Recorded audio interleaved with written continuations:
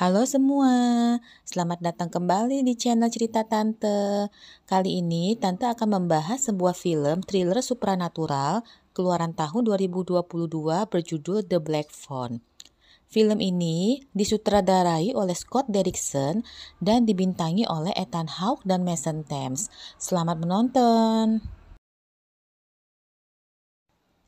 Pada awal cerita, kita diperkenalkan oleh 4 orang tokoh dalam cerita ini, yaitu Vinny, si tokoh utama, adiknya Gwen yang memiliki kemampuan cenayang, kemudian Bruce atlet bisbol di sekolah, dan Robin sahabat Vinny. Scene lalu memperlihatkan Bruce yang menaiki sepeda sepulang sekolah melihat sebuah van hitam yang melaju lambat di dekatnya. Lalu besoknya Bruce pun dinyatakan hilang. Beberapa hari kemudian, Robin pun menghilang. Polisi dengan dibantu warga melakukan pencarian di sekitar kota, namun tidak menemukan Robin. Scene pun berlanjut ke Vinny yang sedang berjalan pulang sekolah. Vinny melihat seorang pesulap yang keluar dari mobil van hitam dan seperti sedang membutuhkan bantuan. Vinny mencoba membantu, namun seketika pesulap itu membius Vinny dan memasukkannya secara paksa ke dalam mobilnya. Vinny kemudian dikurung di sebuah ruangan gelap yang hanya berisikan kasur, toilet, dan sebuah telepon hitam yang tidak berfungsi. Pesulap itu, atau yang Tante sebut saja si Topeng, mencoba menenangkan Vinny dengan berkata dia akan aman di situ dan tidak akan disakiti.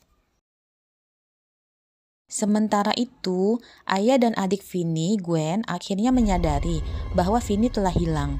Pencarian pun dilakukan, namun tidak membuahkan hasil.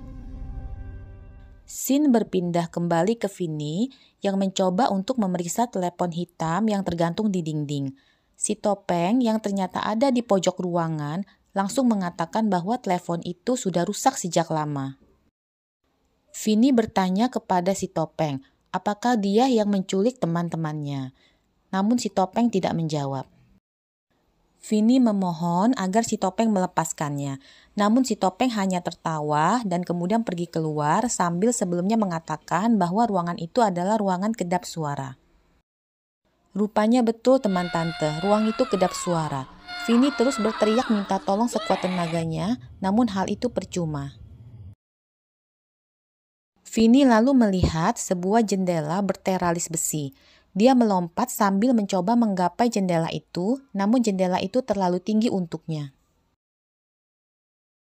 Tiba-tiba, telepon hitam yang tertempel di tembok berdering. Vinny terkejut, namun tetap mengangkatnya. Tidak terdengar suara apapun dari ujung telepon, sehingga Vinny menutup telepon itu kembali. Scene pun berlanjut. Vinny yang terbangun dari tidur dan melihat si Topeng di pojok ruangan mencoba meminta makanan, tetapi tidak diberikan. Vinny yang kesal karena lapar, sontak bertanya kepada si Topeng, kenapa dia datang ke ruangan kalau tidak mau memberikannya makan. Si Topeng pun menjawab kalau dia hanya ingin melihat Vinny. Vinny sampai merinding disko mendengarnya teman tante. Sesaat setelah si Topeng keluar, telepon berbunyi kembali. Vinny mengangkatnya dan terkejut mendengar suara berbisik memanggil namanya. Sontak Vinny pun menutup teleponnya. Namun telepon tersebut terus-menerus berbunyi. Akhirnya Vinny mengangkatnya kembali. Dan ternyata itu adalah Bruce, kawan Vinny si pemain bisbol. Bruce mengatakan bahwa ada celah di lantai untuk kabur yang sempat dia gali sebelumnya, namun tidak cukup waktu untuk menyelesaikannya. Scene pun kemudian berpindah ke Gwen yang terbangun karena mengalami mimpi buruk, melihat Vinny menjerit minta tolong sambil menggedor sebuah pintu rumah. Gwen yang mempunyai kemampuan cenayang pun berkeliling dengan sepeda untuk mencari rumah yang mirip dalam mimpinya. Scene kembali kepada Vinny yang sedang mencari celah di ubin seperti yang disarankan oleh Bruce. Vinny menemukannya. Dia segera menggali dengan tangannya dan membuang tanah galiannya ke lubang toilet supaya tidak ketahuan. Tak lama kemudian, si Topeng datang membawakan makanan. Ketika dia keluar, Vinny melihat pintu tidak dikunci kembali. Vinny pun segera berusaha untuk membukanya. Namun tiba-tiba telepon berdering kencang. Vini mengangkatnya dan suara di telepon melarang Vini untuk pergi keluar karena itu adalah sebuah jebakan dari si topeng. Rupanya yang menelepon Vini barusan adalah Billy si loper koran yang juga merupakan korban dari si topeng. Billy mengatakan bahwa si topeng sengaja membuka pintu dan menunggu di atas dengan sabuknya. Dia akan menghajar sampai pingsan jika Vini naik ke atas. Vini yang penasaran tetap membuka pintu dan perlahan menaiki tangga. Tapi langkahnya terhenti di ujung tangga. Vini pun turun kembali. Itu keputusan yang tepat teman tante, karena si topeng sudah menunggu di balik tangga dengan sabuknya. Billy pun menelepon kembali. Dia menyuruh Vini untuk menggunakan tali kabel yang dia sembunyikan untuk meraih jendela besi di atas ruangan.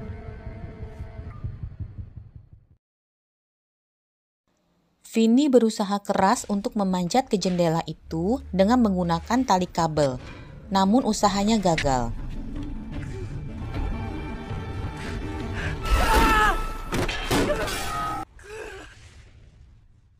Sementara itu, di tempat lain, Gwen berusaha membujuk ayahnya agar mau membantu mencari Vini berdasarkan petunjuk dalam mimpinya.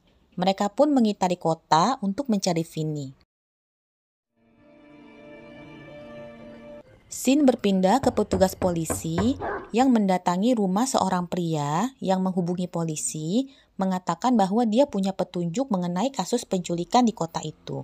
Namun petugas polisi pun segera pergi karena melihat heroin yang siap dihirup di atas meja. Mereka berpikir pria itu hanya asal ngoceh saja. Sementara itu si topeng yang sedang mengantarkan makanan untuk Vini mencoba untuk mengetes Vini dengan mengatakan akan melepasnya apabila dia memberitahukan namanya. Vini menjawab bahwa namanya adalah Taylor. Si topeng pun marah dan menjatuhkan baki makanan. Dia mengatakan bahwa baru saja dia mulai menyukai Vini, tapi Vini sudah berbohong, sehingga dia tidak jadi melepaskannya. Malam harinya, Vini mengeluarkan senter dari sakunya dan mulai menyoroti dinding di sekitarnya. Tiba-tiba, nampaklah penampakan hantu anak lelaki yang menunjuk ke arah telepon. Vini segera mengangkat telepon, dan suara di telepon mengatakan bahwa si topeng menunggu Vini bermain permainan anak nakal. Rupanya, dia sengaja membiarkan pintu tidak terkunci untuk melihat apakah Vini akan naik. Jika Vini naik, maka dia akan membunuhnya. Suara di telepon pun mengatakan bahwa si topeng sedang tertidur di kursinya. Dan inilah waktunya Vini untuk menyelinap keluar. Suara itu memberitahu password angka untuk membuka kunci pintu depan rumah. Vini pun mengendap naik ke atas. Langkahnya sempat terhenti melihat si topeng yang tertidur di kursi. Namun Vini memberanikan diri untuk terus berjalan. Sampailah Vini di pintu, dan dia mencoba untuk membuka gembok dengan password yang diberikan. Setelah beberapa kali mencoba, akhirnya gembok pun terbuka. Namun sial bagi Vini, guguk milik si topeng menggonggong dengan nyaring, sehingga si topeng terbangun. Vini berlari keluar dan menjerit sekuat tenaga. Namun apa daya, tenaga Vini tak mampu melawan si topeng. Akhirnya Vini pun dibawa kembali ke rumah. Tak lama kemudian, telepon berdering kembali. Rupanya itu fans si anak nakal. Dia mengatakan kepada Vini bahwa hari ini adalah harinya. Hari apa ya teman tante? Mungkin hari di mana Vini akhirnya dibunuh. Kasian. Scene berpindah ke Gwen yang rupanya bermimpi tentang fans yang memberikan petunjuk lokasi rumah tempat Vini disekap lengkap dengan nomor rumahnya.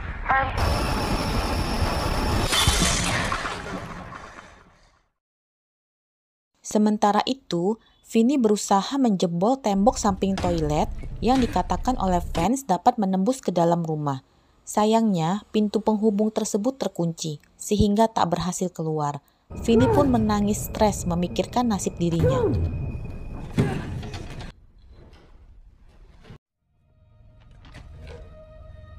Telepon berdering kembali, dan kali ini Robin sahabat Vinny yang menelepon. Robin menyemangati dan memberikan arahan kepada Vinny cara untuk melawan si topeng. Robin mengatakan bahwa itu adalah telepon terakhir. Semuanya bergantung pada Vinny sendiri sekarang. Vinny segera mengisi gagang telepon dengan tanah seperti yang diajarkan oleh Robin dan bersiap-siap untuk melawan si topeng. Sementara itu, pada saat Gwen sedang menelusuri perumahan dengan sepeda, dia terjatuh karena kaget dengan kemunculan Robin dan kawan-kawan di hadapannya. Rupanya mereka memberhentikan Gwen tepat di depan rumah si topeng. Gwen pun segera kembali ke rumah untuk menghubungi polisi. Anak pintar ya si Gwen ini. Scene berpindah ke kakak si topeng bernama Max yang sedang menghirup kokain. Tiba-tiba, Max tersadar bahwa rumah adiknya ini berada tepat di tengah lokasi anak-anak yang hilang. Max pun menyadari sesuatu dan segera bergegas ke ruang bawah. Betapa terkejutnya Max begitu menemukan Vinny di bawah. Belum sempat dia membantu, si topeng tiba-tiba muncul dan memukul kepala belakang Max dengan kapak. Kembali ke Vinny yang bersiap dengan gagang teleponnya. Si topeng memanggil guguk besarnya untuk menjaga pintu agar Vinny tidak bisa keluar. Vinny mengayunkan gagang telepon sekuat tenaga, lalu berlari ke arah lubang galian di lantai. Si topeng yang tidak tahu tentang lubang itu pun terjerembab ke dalam. Vinny terus berusaha memukuli si topeng. Ketika Vinny hampir gagal, dia menarik topeng dari wajah si topeng. Si topeng pun histeris menutupi wajahnya. Vinny menggunakan kesempatan itu untuk menghujani si topeng dengan pukulan. Lalu, dia mengalungkan kabel telepon ke leher si topeng dan menariknya sekuat tenaga. Tiba-tiba telepon berdering. Vinny segera menempelkan telepon itu ke telinga si topeng yang sedang tercekik. Terdengar suara para korban yang menertawakan si topeng. Lalu, dengan satu hentakan kuat, Vinny berhasil mematahkan leher si topeng. Scene berpindah ke petugas polisi yang akhirnya menemukan ruang bawah tanah. Mereka menuruni tangga dan menemukan mayat-mayat korban yang terkubur. Sementara itu, Vinny yang berhasil menghabisi si topeng berjalan keluar rumah dengan santuy dan langsung disambut oleh Gwen.